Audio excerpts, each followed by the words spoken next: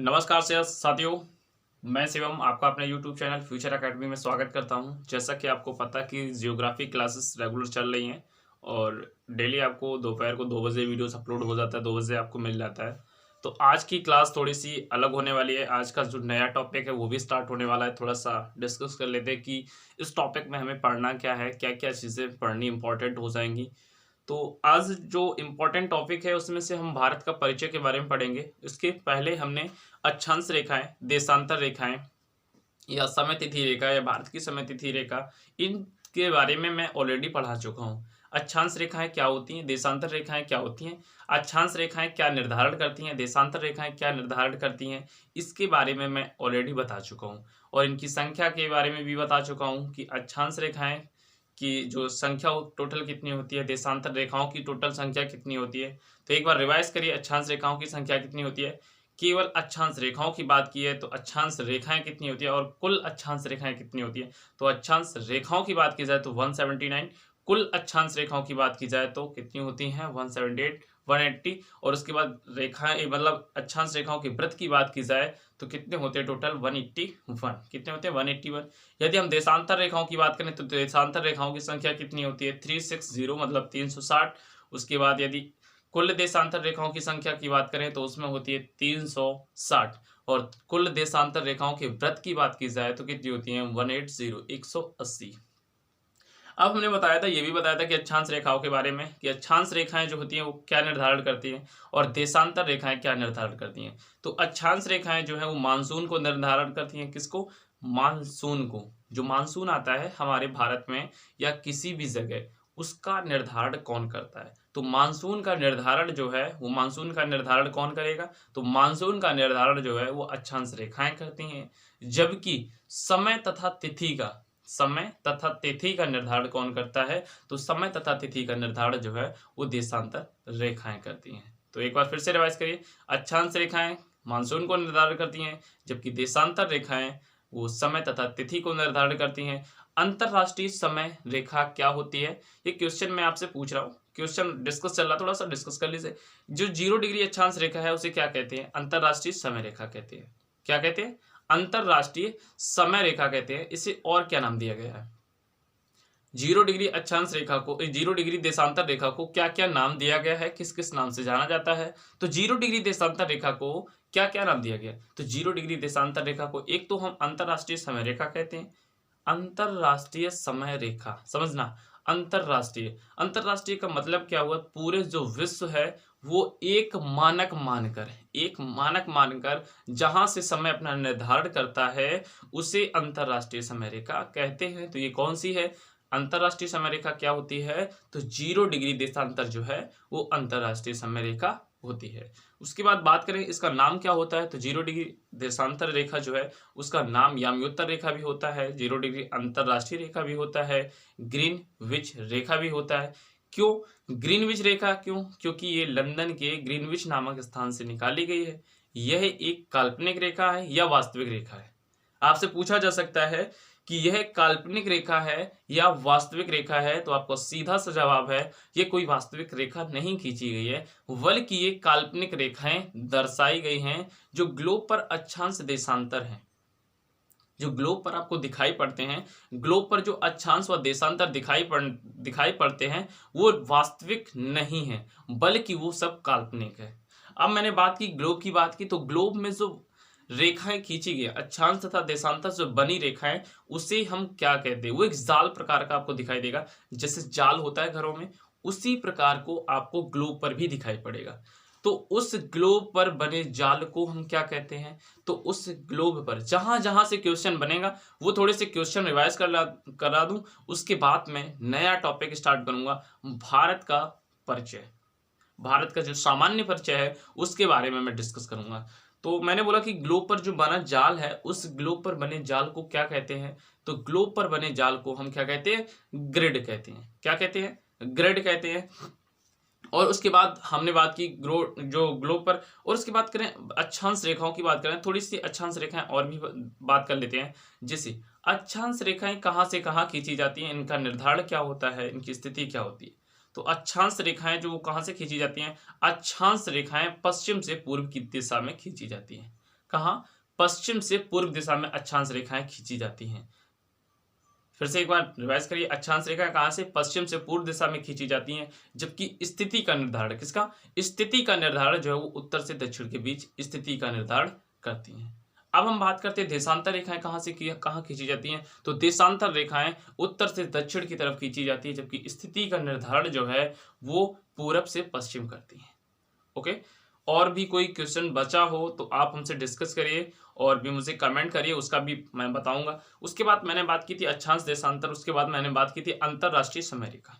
क्या बात की थी? लास्ट टॉपिक था मेरा कि अंतरराष्ट्रीय समय रेखा क्या होती है। अब मेरे पास डिजिटल बोर्ड तो है नहीं जो मैं आपको स्किप करके पीछे के बैकग्राउंड सब कुछ दिखा दूं, लेकिन हाँ ये है कि डिजिटल बोर्ड ही समझ लीजिए जो मैं आपको रिवाइज करा रहा हूँ। फिर उसके बाद लास्ट टॉपिक था मेरा कि अंतरराष्ट्रीय जो समय रेखा हम पढ़ चुके थे, उसके बाद हमने आपको लास्ट टॉपिक पढ़ाया था अंतरराष्ट्रीय जो तिथि रेखा होती है, वो तिथि रेखा कौन सी होती है, क्या होती है और उसका काम क्या होता है, उसमें इंपॉर्टेंट टॉपिक क्या थे या इंपॉर्टेंट फैक्ट क्या थे। तो हमने बोला था अंतरराष्ट्रीय तिथि रेखा जो है वो 180 डिग्री को कहते हैं। किसको? 180 डिग्री देशांतर को अंतरराष्ट्रीय तिथि रेखा कहते हैं। अब इसका मतलब क्या हुआ? जब आप 180 डिग्री के पूर्व में जाओगे, जब आप 180 डिग्री देशांतर के पूर्व में जाओगे तो समय का मान 1 बढ़ेगा। जब आप अंतरराष्ट्रीय तिथि रेखा जो 180 डिग्री है उसके पश्चिम में जाओगे तो 1 दिन घट जाएगा। जैसे यदि आप अंतरराष्ट्रीय तिथि रेखा कितनी है? 180 डिग्री। बार बार रिवाइज करिए, आपको 100% ध्यान हो जाएगा। अंतरराष्ट्रीय तिथि रेखा क्या है? अंतरराष्ट्रीय तिथि रेखा है 180 डिग्री। 180 डिग्री के यदि आप पूर्व में हो तो वहां पे आपको जो दिन है वो आपको मंडे दिखाई पड़ रहा है। क्या मंडे है? आप अंतरराष्ट्रीय तिथि रेखा के पूर्व में हो तो आपको मंडे है, आप जहां पे हो उस समय मंडे है। यदि आप उसी समय कोई व्यक्ति, आपका फ्रेंड जो है वो 180 डिग्री के पश्चिम में है, 180 डिग्री के पश्चिम में है तो वहां ट्यूसडे होगा या संडे होगा। क्या होगा? ट्यूसडे होगा या संडे होगा। तो सीधा सा जवाब है, हम पश्चिम में गए तो पूरब से 1 दिन कम होता है। मतलब यदि पूर्व में जो जहां पर आप खड़े हो वहां पे मंडे है और जहां आपका फ्रेंड 180 डिग्री के पश्चिम में है, आपका फ्रेंड खड़ा हुआ है, तो वहां पे क्या होगा? वहां पे संडे होगा। क्या होगा? संडे होगा। वहां संडे, इधर मंडे, एक एक दिन का डिफरेंट होता है। इसी वजह से डेट और तारीख बदलती है। और देशांतर रेखाओं की मैंने थोड़ी सी देशांतर रेखाओं ने, उसके बाद मैंने 0 डिग्री 180 डिग्री देशांतर के बाद बात और की थी। जैसे मैंने बात की थी कि 180 डिग्री है जो पूर्णतया कहाँ से निकाली गई है। आपका सीधा सा क्वेश्चन बन सकता है, कहाँ से निकाली गई है? नदियों से, पहाड़ों से, सागरों से, महासागरों से। तो किससे निकाली गई है? जो 180 डिग्री देशांतर है, अंतरराष्ट्रीय समय रेखा जो है वो पूर्णतया महासागरों से निकाली गई है। सबसे ज्यादा की बात की जाए तो प्रशांत महासागर से। क्या? प्रशांत महासागर से। अब महासागर टॉपिक आया तो महासागर से कितने प्रेजेंट टाइम में महासागर हैं? कितने महासागर हैं? तो प्रेजेंट टाइम में पहले 5 महासागर थे, अब प्रेजेंट टाइम की बात की जाए तो प्रेजेंट टाइम में 4 महासागर हैं। कितने? प्रेजेंट टाइम में सब कुछ पढ़ाएंगे, लेकिन जो टॉपिक आपका आता जा रहा है उस टॉपिक को वहीं पर पढ़ने की थोड़ी सी कोशिश कीजिए, उसे रिवाइज करने की कोशिश कीजिए। जब मैं अदर टॉपिक या अगला टॉपिक यही पढ़ाऊं तो आपको 100% एक माइंड में सेट होना चाहिए कि कहीं ना कहीं ये हमने पढ़ा है या कहीं ना कहीं हमने ये सुना है। ठीक, तो हमने बोला कि पूर्णतया ये कहाँ से निकाली गई? ये महासागर से। महासागर की संख्या प्रेजेंट टाइम में कौन सी है? तो प्रेजेंट टाइम में महासागर की संख्या 4 है। कौन सी? 4 है। इसमें से कौन हट गया? इसमें से आर्कटिक महासागर जो दक्षिणी में पड़ता है, प्रशांत महासागर या हिंद महासागर के जो दक्षिणी में पड़ता है, उससे महासागर की श्रेणी से हटा दिया गया। क्यों हटा दिया गया? क्योंकि ये महासागर की श्रेणी में नहीं आता था, बल्कि इसे प्रशांत महासागर, हिंद महासागर या आर्कटिक महासागर का दक्षिणी भाग माना गया। इसी वजह से इसे वहां से हटा दिया गया। ओके, तो अंटार्कटिका जो, उसके बाद बात करते हैं महासागर की। यहाँ पे महासागर से पूर्णतया जो है वो 180 डिग्री देशांतर निकाली गई है, तो पूर्णतया महासागर से निकाली गई है। फिर इसके बाद पूछा जा सकता है कि इसका विचलन या इसके मोड़ कितने हैं? ये कितनी बार रेखा मोड़ी गई है या इसका विचलन कितनी बार हुआ है? तो हमने आपको सीधा सा जवाब दिया था कि 180 डिग्री देशांतर का जो विचलन है वो 3 बार हुआ है, जबकि मोड़ इसमें कितने आए हैं? इसमें मोड़ 8 आए हैं। कितने आए हैं? मोड़ 8 आए हैं और इसका विचलन जो है वो 3 बार हुआ है। इसके बाद मैंने आपको थोड़ा सा मैप के जरिए समझाने की कोशिश की थी कि कैसे आप समझ सकते हैं कि कहाँ कितना टाइम होगा, एक दिन का ये लॉजिक क्या है, एक दिन लॉजिक कम एक ज़्यादा 180 डिग्री के पूर्व में जाने पश्चिम में जाने पर ये आखिर लॉजिक क्या है, ये भी मैंने आपको बताया था। तो अब थोड़ी सी क्लास को आगे स्टार्ट करते हैं और ये बताना है कि आपको ये जो क्लासेस आपकी रेगुलर चल रही है वो आपको क्लासेस कैसी लग रही हैं। और ग्रुप डी का भी एग्ज़ाम आ चुका है तो उसके लिए भी कुछ करना है और आप लोग बताइए, कमेंट करके बताइए कि उसके लिए क्या करना चाहिए, कौन सी क्लासेस स्टार्ट करनी चाहिए, साइंस में कौन सा पोर्शन स्टार्ट करना चाहिए, या रीजनिंग अभी नहीं चल रही है तो रीजनिंग का कौन सा पोर्शन स्टार्ट करना चाहिए, आप कमेंट करके ज़रूर बताइए। तो चलो ले चलते हैं। सबसे पहले हमने आपको हेडिंग डाली है भारत का सामान्य परिचय। सबसे पहले हेडिंग डाल लीजिए, उसके बाद हम शुरुआत करते हैं। जल्दी से हेडिंग डालिए।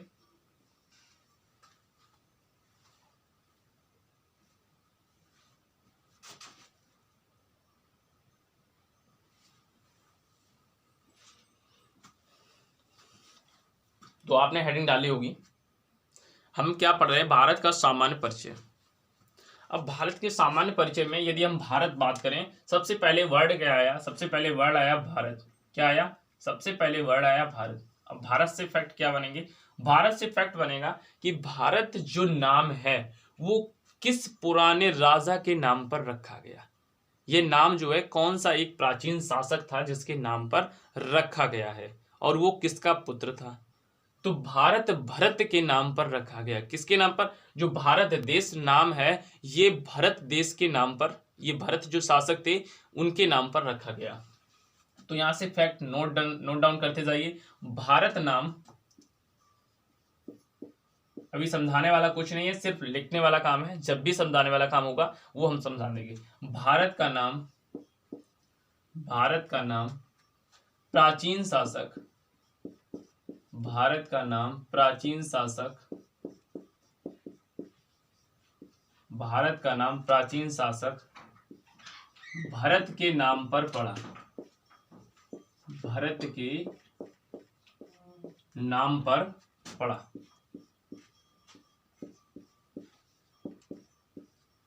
ठीक, हमने बोला भारत का प्राचीन नाम क्या था? भारत का प्राचीन नाम या प्रेजेंट टाइम में भारत जो नाम है वो भारत ही है। लेकिन आखिर भारत नाम कैसे पड़ा या किस शासक के नाम पर भारत है? तो किस नाम के शासक पे है? तो ये भारत जो नाम है वो भरत शासक, किसके? भरत शासक, जो प्राचीन काल में एक भरत शासक थे, वो भरत नहीं, राम लक्ष्मण भरत शत्रुघ्न वो नहीं। भारत का प्राचीन नाम, जो प्राचीन शासक थे, भारत का प्राचीन शासक जो थे वो भरत के नाम पर भारत पड़ा है। उसके बाद बात की जाती है, अगला फैक्ट पूछा जाता है कि भरत के, ये भारत के जो नाम पड़ा, यह प्राचीन नाम भरत के शासक पर पड़ा, लेकिन ये किसके पुत्र थे? भरत जो थे वो किसके पुत्र थे? यहाँ पे फिर से पूछा जा सकता है कि भरत किसके पुत्र थे?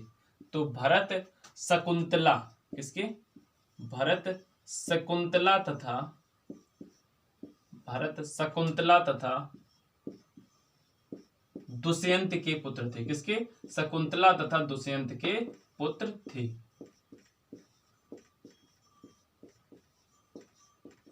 थोड़ा सा ये आउटसाइड पे जा रहा होगा, आपको समझ में नहीं आ रहा होगा कि आखिर ये चल क्या रहा है। तो ये चल क्या रहा है, ये समय भारत का सामान्य परिचय पढ़ रहे हैं। भारत के सामान्य परिचय में हमें क्या क्या पढ़ना है? भारत के सामान्य परिचय की बात करें तो भारत, भारत जो भारत है इसको ही पढ़ना है। सबसे पहले भारत वर्ड कहाँ से आया, इसका नाम किसके पड़ा, किस राजा के नाम पर पड़ा, और इनके पिता कौन थे, इन चीजों के बारे में डिटेल में पढ़ना है। तो यहाँ पे हमने बोला कि भारत जो नाम है, भारत का प्राचीन, भारत के प्राचीन शासक, एक मिनट, भारत के प्राचीन शासक, भारत के प्राचीन शासक भरत के नाम पर भारत पड़ा, भरत के नाम पर भारत पड़ा। यहाँ पे नोट डाउन कर लीजिए और थोड़ा सा सही कर लीजिए, भरत के नाम पर भारत पड़ा। ओके, भारत के नाम पर जो है वो भारत पड़ा। तो अब सीधा सा कोई भी आपसे क्वेश्चन पूछे या कभी भी क्वेश्चन आए कि भारत जो नाम है, भारत जो नाम है किस शासक के नाम पर पड़ा, तो सीधा सा जवाब भारत में आ हटा देंगे तो बच जाएगा क्या, भरत। क्या बच जाएगा, सिर्फ भरत। तो मतलब प्राचीन शासक जो थे उसमें भारत, उन्हीं के नाम पर भारत पड़ा। और पूछा जा सकता है कि भरत नाम पड़ा, लेकिन भरत के माता या पिता का नाम क्या था। माता का पूछ सकता है तो क्या बताओगे, शकुंतला। यदि पिता का पूछे तो क्या बताओगे, दुष्यंत। हमने दोनों यहाँ नोट करवा दिए कि भरत शकुंतला तथा दुष्यंत के पुत्र थे।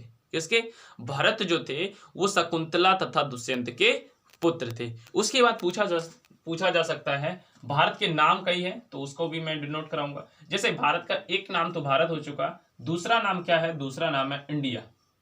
आप अच्छे तौर से जानते होंगे, इंडिया। इंडिया, अब इंडिया नाम क्यों पड़ा, कैसे पड़ा, तो इसके बारे में, ये जो यूनानी लोग थे, कौन, इंडिया नाम किसने दिया, इंडिया नाम जो था वो यूनानियों ने दिया।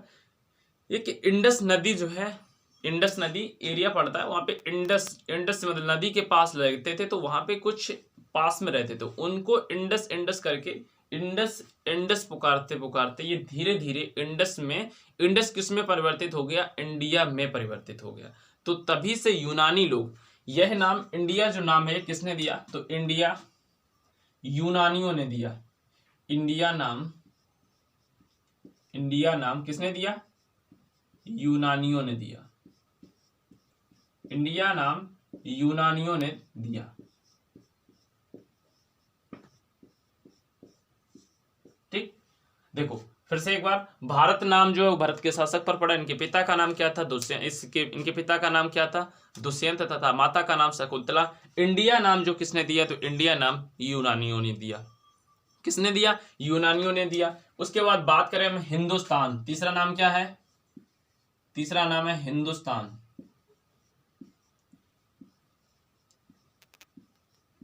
तीसरा नाम क्या है, हिंदुस्तान। तो हिंदुस्तान नाम किसने दिया, तीसरा नाम हिंदुस्तान। तो हिंदुस्तान जो है ईरान लोगों ने दिया। ईरान के जो वासी थे, ईरान आए, उन्होंने कहा, क्या कहा, इंदु इंदु करके, मतलब जो हिंदी वर्ड जो बना है वो हिंदी से हिंदुस्तान बना।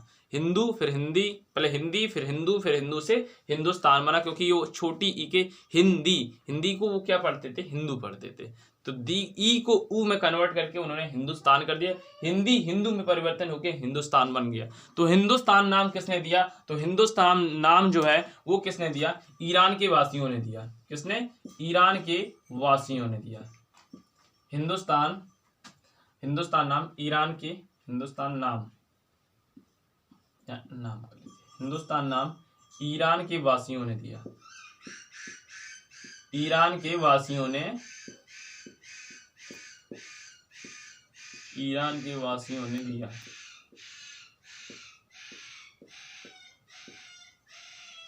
ठीक, इंडिया नाम किसने दिया, इंडिया नाम यूनानियों दिया, यूनानियों ने दिया। जबकि हिंदुस्तान नाम जो है वो ईरान के वासियों ने दिया। किसने, ईरान के जो वासी थे उन्होंने नाम दिया। उसके बाद बात की जाए आर्यावर्त, एक क्या होता है, फोर्थ नंबर लास्ट फैक्ट होता है, ये होता है आर्यावर्त। क्या होता है, आर्यावर्त। भारत के 4 नाम है, और भी कई नाम है, उसको कभी ब्रह्मावर्त के नाम से भी जाना जाता है, लेकिन ज्यादातर 4 नाम पूछे जाते हैं। भारत के नाम कितने हैं, भारत को सबसे पहले यही क्वेश्चन पूछा जाएगा कि भारत के कितने नाम है, तो 4 कौन कौन से, भारत, इंडिया, हिंदुस्तान और आर्यावर्त। अब भारत किसने दिया, पहले मैं सभी लिखा दूं, उसके बाद फिर से रिवाइज करा दूं। आर्यावर्त, आर्यावर्त किसने दिया, तो आर्यावर्त नाम आर्य लोगों ने दिया। किसने, आर्यावर्त नाम आर्य लोगों ने दिया। आर्य लोगों ने दिया। ओके, ठीक। तो बात करते हैं भारत का नाम। सबसे पहले एक बार, सबसे पहले नोट डाउन कर लीजिए जल्दी से, तभी मैं उसके आगे थोड़ा सा रिवाइज करूँ। जल्दी से नोट डाउन करिए, मैं साइड पे हो जाता हूँ।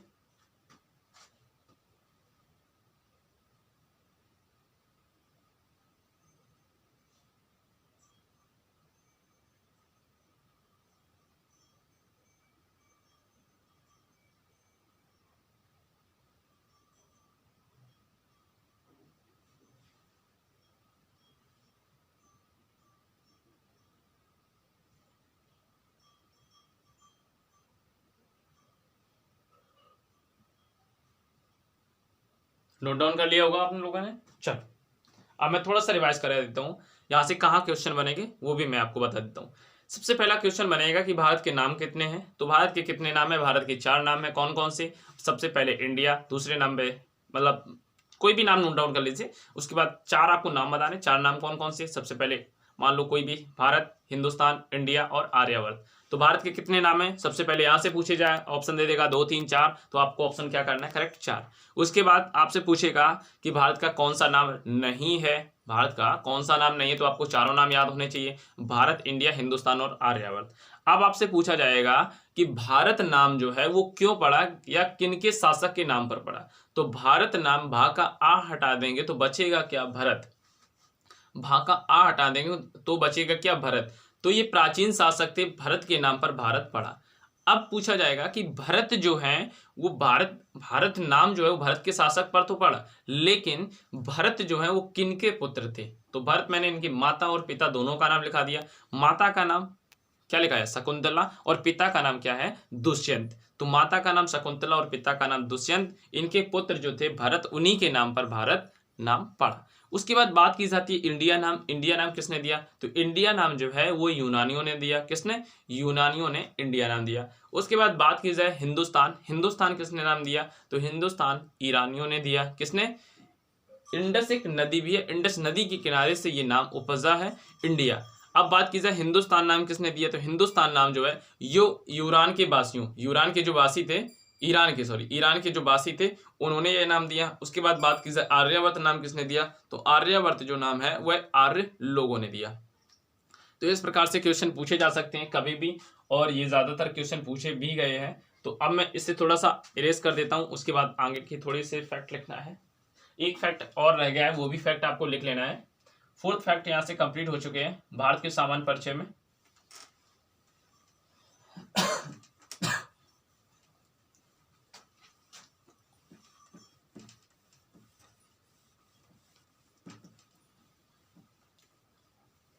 अगला फैक्ट पूछा जाएगा, 4th फैक्ट थे, उसके बाद अगला फैक्ट हम आपसे पूछते हैं। अगला फैक्ट पूछा जाएगा कि संविधान में हमारे देश का नाम क्या है? क्या? संविधान में हमारे देश का नाम क्या है? तो संविधान में हमारे देश का नाम क्या है? जल्दी से नोट डाउन करिए। संविधान में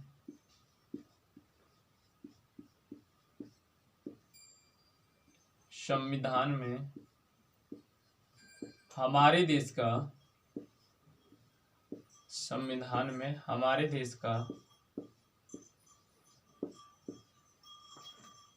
इंडिया तथा, संविधान में हमारे देश का भारत तथा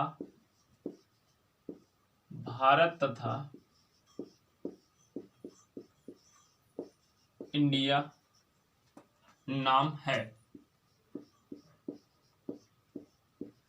भारत तथा इंडिया नाम है।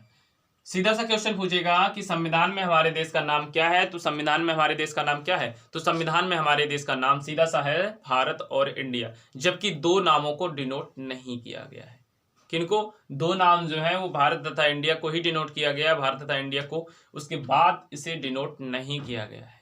ठीक, चलो तो सीधा सा आपको याद रखना है कि संविधान में हमारे देश का नाम क्या है। तो संविधान में हमारे देश का 4 नाम नहीं है बल्कि 2 नाम है। कौन कौन से? भारत और इंडिया। भारत क्यों है और इंडिया क्यों है? तो भारत जो है वो प्राचीन काल से ही इसे भारत के नाम से जाना जाता है, इस वजह से इसका नाम भारत रखा गया।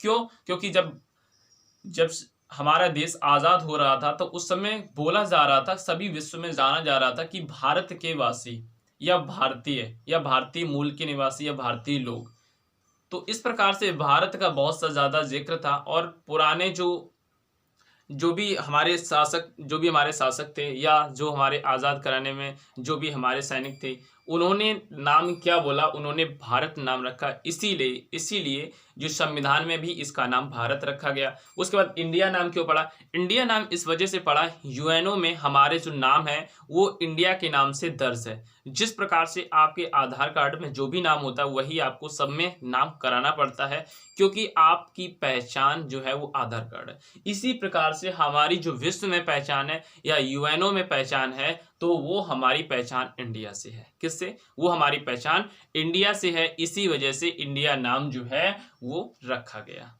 ओके, तो अनुच्छेद आर्टिकल अब पूछी जाए कि किस आर्टिकल के तहत, तो आर्टिकल 1 के तहत ये नाम है। कौन से आर्टिकल? आर्टिकल 1 के तहत, आर्टिकल 1 या अनुच्छेद 1 के तहत। किसके? अनुच्छेद 1 के तहत, अनुच्छेद 1 के तहत हमारे देश का नाम क्या है? भारत तथा इंडिया। आर्टिकल 1 के तहत हमारे देश का नाम भारत तथा इंडिया है, ये संविधान में कहा गया है। अब आर्टिकल 1 में क्या कहा गया कि हमारे देश का नाम क्या होगा? तो हमारे देश का नाम भारत तथा इंडिया है। इसका नाम भारत क्यों है? तो हमने ये भी बता दिया है भारत क्यों नाम पड़ा, क्योंकि हम प्राचीन काल से हमें जो जाना जाता है, हमारे देश का नाम जाना जाता है, वो हमारे भारत के नाम से जाना जाता है। जो हमारे सैनिक थे, जो हमारे देश आज़ाद कराने में जो सहायक थे, सैनिक थे, उन्होंने क्या किया कि स्वतंत्रता सेनानी थे, उन्होंने ही सिर्फ नाम जो दिया था वो भारतीय लोगों ने दिया था। क्या? भारतीय लोग के हम मूल निवासी हैं, तो इसी वजह से भारत नाम रखा गया। इसके बाद बात की जाए इंडिया नाम क्यों रखा गया, तो इंडिया नाम इस वजह से रखा गया कि हमारी जो पहचान है, यूएनओ में जो मेरा दर्ज नाम है, या यूएनओ में जो हमारे देश का नाम दर्ज है, वो हमारे नाम क्या है? इंडिया। तो वहां पे यूएनओ में हमारी पहचान क्या है? इंडिया के नाम से पहचान है। जो हमारी पहचान होती है उसी के हिसाब से मुझे नाम रखना होता है। इस पे काफी विद्रोह भी हुआ था कि इसका नाम हटा दिया जाए, भारत का नाम जो है वो बदल दिया जाए, क्योंकि हम इसमें गुलाम की वो आती है। तो ऐसा कुछ नहीं है, तो इसको सीधा सीधा नकार दिया गया और सीधे सीधे केंद्र सरकार या मंत्रिमंडल में भेजा गया, तो मंत्रिमंडल ने सीधे मतलब खारिज कर दिया कि इसका नाम नहीं बदला जा सकता है। ओके, तो इन चीजों को आपने देखा, समझा, और मैंने बताया कि भारत के नाम कितने हैं, भारत का नाम और मतलब संविधान में क्या है। उसके बाद मैंने बोला कि किस आर्टिकल के तहत, तो आर्टिकल 1 के तहत भारत का नाम जो है वो भारत तथा इंडिया है। उसके बाद बात की जाए अब भारत किन अक्षांशों में स्थित है और भारत किन देशांतरों में स्थित है। अभी मैं सिर्फ लिखा रहा हूं, उसके बाद मैं आपको मैप के जरिए बताऊंगा कि कहाँ क्या अक्षांश होते हैं, कौन कहाँ देशांतर होते हैं, क्या मतलब कहाँ से स्टार्ट हुआ, कहाँ से खत्म हुआ। ओके, तो एक और फैक्ट लिख लीजिए जल्दी से।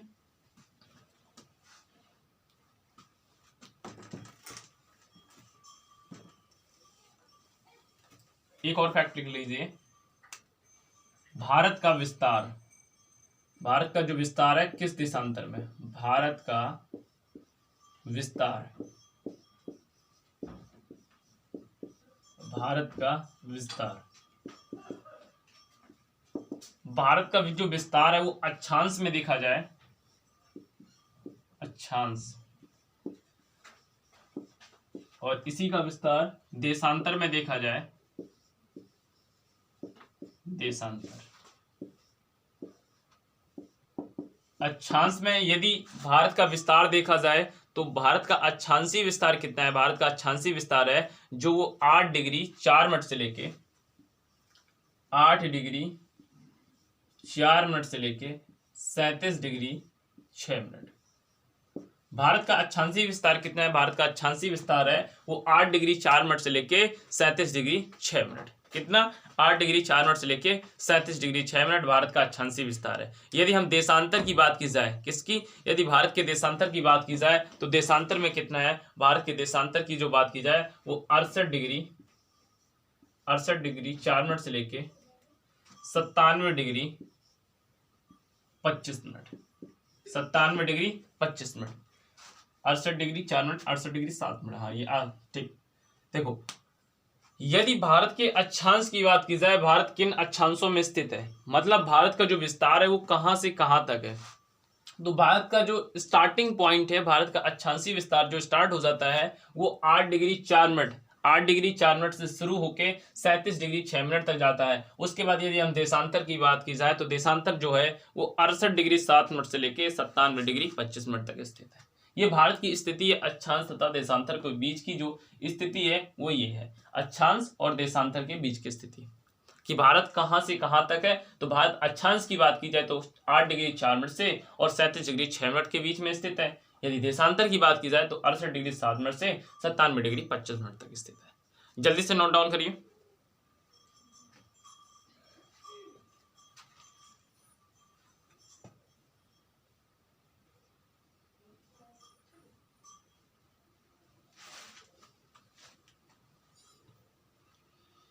नोट डाउन कर लिया आप लोगों ने। आज थोड़ी सी क्लास छोटी रहने वाली है क्योंकि क्लास जो है मैं 1 घंटे की नहीं ले पा रहा हूँ, थोड़ा सा कारण है कोई ना कोई, तो मैंने सोचा क्यों ना आज क्लास को बंद ना किया जाए और थोड़ी सी क्लास जरूर ले ली जाए, जिससे कि आपको भी ये ना लगे कि भाई एक दिन ले लेता क्लास, एक दिन नहीं क्लास चल रही है और एक दिन ऑफ रह रही क्लास, ऐसा कुछ नहीं है।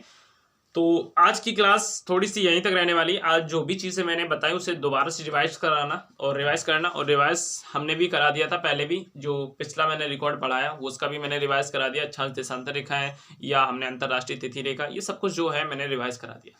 अब आपको रिवाइज ये भी करना है कि भारत कुछ सामान्य परिचय है वो चल रहा है। तो भारत के सामान्य परिचय में अभी हमने क्या पढ़ा कि भारत के नाम क्या है, नाम कितने हैं, किन के नाम पर भारत नाम जो नाम है वो भारत नाम क्यों पड़ा, या इंडिया नाम क्यों पड़ा, या इंडिया नाम किसने दिया, भारत नाम किसने दिया, या उसके बाद बात की जाए हिंदुस्तान नाम किसने दिया और आर्यवत नाम किसने दिया। आखिर ये नाम दिए गए इसके हिसाब से हमारे संविधान में, जो संविधान में लागू होता है, जो संविधान है जो हमारे लिए एक प्रकार से मान लो निर्णायक है, वो संविधान में हमारे देश का नाम क्या है। तो हमारे संविधान में हमारे देश का नाम हमने ये भी बताया, हमारे देश में हमारे संविधान का नाम जो है भारत तथा इंडिया है। भारत नाम संविधान में क्यों रखा गया ये भी मैंने बताया, क्योंकि प्राचीन काल से जो स्वतंत्रता सेनानी थे उनका भी नारा था भारत भारतीय, या जो पुराने समय से लोग जानते थे वो हमें भारत के नाम से जानते थे, इस वजह से उसका नाम जो भारत पड़ा। और इंडिया नाम क्यों पड़ा, इंडिया नाम इस वजह से पड़ा कि यूएनओ में जो मेरी पहचान है, यूएनओ में जो मेरी पहचान है या यूएनओ में जो भी साइन वगैरह होते हैं तो उसमें जो मेरी पहचान है वो इंडिया नाम से पहचान है और इसी वजह से इंडिया इसका नाम पड़ा। उसके बाद मैंने बताया किस किस ने नाम दिए। भारत नाम किसने दिया, भारत के जो भरत एक शासक थे प्राचीन काल से उनके नाम पर पड़ा, भरत जो प्राचीन काल के शासक थे उनके नाम पर पड़ा। और उनके माता पिता का नाम पूछा जा सकता है, तो माता पिता का नाम क्या था, माता का नाम था शकुंतला और पिता का नाम दुष्यंत था। उसके बाद बात की जाए, मैंने यहाँ पे इंडिया की बात की, तो इंडिया नाम जो है वो किसने दिया, इंडिया जो नाम है वो किसने दिया, यूनानियों ने दिया। उसके बाद बात की जाए हिंदुस्तान नाम किसने दिया, तो हिंदुस्तान नाम जो है वो ईरानियों ने दिया। और आर्यावर्त जो है वो आर्य लोगों ने दिया। अब पूछा जा सकता है किस आर्टिकल के तहत, कौन से आर्टिकल के तहत किस नाम है, तो आर्टिकल 1 के तहत हमारे जो संविधान में भारत का नाम जो है भारत तथा इंडिया है। उसके बाद बात की हमने कि भारत जो है किन अक्षांश तथा किन देशांतर में स्थित है, तो भारत जो है वो अक्षांशीय विस्तार की बात की जाए तो 8 डिग्री 4 मिनट से लेकर 37 डिग्री 6 मिनट तक स्थित है। भारत का अक्षांशीय विस्तार कितना है, भारत का अक्षांशीय विस्तार जो है वो 8 डिग्री 4 मिनट से लेकर 37 डिग्री 6 मिनट तक है। यदि भारत का देशांतरी विस्तार की बात की जाए तो 37 डिग्री 7 मिनट से लेके और 97 डिग्री 25 मिनट तक स्थित है। कहाँ पे, 37 डिग्री 7 मिनट से लेके 97 डिग्री 25 मिनट तक स्थित है। ये भारत का देशांतरी विस्तार है। अब हम आपको बताएंगे कि उत्तरी अक्षांश कितना है, दक्षिणी अक्षांश कितना है, या पूर्वी देशांतर कितना है, पश्चिमी देशांतर कितना है। ये चीज़ें मैं आपको अगले नेक्स्ट वीडियो में डिस्कस करने वाला हूँ, या नेक्स्ट आपके जो टॉपिक चलेगा उसमें भारत का सामान्य परिचय ही अभी स्टार्ट करेगा। तो अब ये बताओ, सबसे पहले कमेंट करिए कि कौन सी क्लासेस आपको स्टार्ट कर दी जाए, साइंस में कौन सा पोर्शन भी स्टार्ट कर दिया जाए, क्योंकि जो ग्रुप डी की है वो भी एग्जाम डेट आ चुकी है, तो उसके लिए भी प्रिपरेशन स्टार्ट करना है। और देखो साइंस थोड़ा सा लॉजिकली है, यहाँ पे आपको जो यूपीपी में इसमें भी पूछी जाती है, और मैथ तो चल ही रही है आपकी। रीजनिंग की क्लास नहीं चल पा रही, उसका भी मैं कुछ ना कुछ बंदोबस्त करता हूँ, और आपकी ज्योग्राफी की क्लास चलती रहेगी। और एक जो साइंस का पोर्शन है वो भी स्टार्ट करने वाला हूँ, वो भी साइंस का पोर्शन भी स्टार्ट हो जाएगा, और रीजनिंग की भी क्लास आपकी मंडे से स्टार्ट हो जाएगी। तो वीडियो को ज़्यादा से ज़्यादा लाइक शेयर सब्सक्राइब करिए, और ज़्यादा से ज़्यादा सभी लोगों के पास वीडियो को शेयर करिए और सपोर्ट करिए। और इसी सपोर्ट की आपके सपोर्ट की ज़रूरत है। यदि आप सपोर्ट करोगे तो कहीं ना कहीं आपके सपोर्ट से ही सब कुछ हो पाता है। तो सपोर्ट ज़रूर करिए, लाइक करिए, शेयर करिए, और वीडियो को ज़्यादा से ज़्यादा शेयर करिए, और लोगों के चैनल को जाइए, सब्सक्राइब करिए मेरे चैनल को। और भी किसी का मोबाइल मिले घर में, किसी का भी मोबाइल, वहाँ पे जाइए, उसमें जाके चैनल को सब्सक्राइब कर लीजिए। कोई देखे या ना देखे, लेकिन चैनल को जरूर सब्सक्राइब कर लीजिए, थोड़ा सा सपोर्ट करिए। आप ज़्यादा नहीं, सिर्फ एक सब्सक्राइबर नहीं, ज़्यादा नहीं, एक अपना, एक और 2 या 3 जितने भी आपसे बन सके, 2 3 5 आप मिनिमम हम बता रहे कि आप 5 सब्सक्राइबर आसानी से दे सकते हो। तो आपको थोड़ा सा सपोर्ट करना है और कम से कम 5 सब्सक्राइबर आपको देना है। Thank you. जो भी 5 सब्सक्राइबर दे वो नीचे कमेंट कर दे, मैं समझ लाऊंगा कि आपने मेरा बहुत ज़्यादा सपोर्ट किया है। Thank you, all the best, जय हिंद।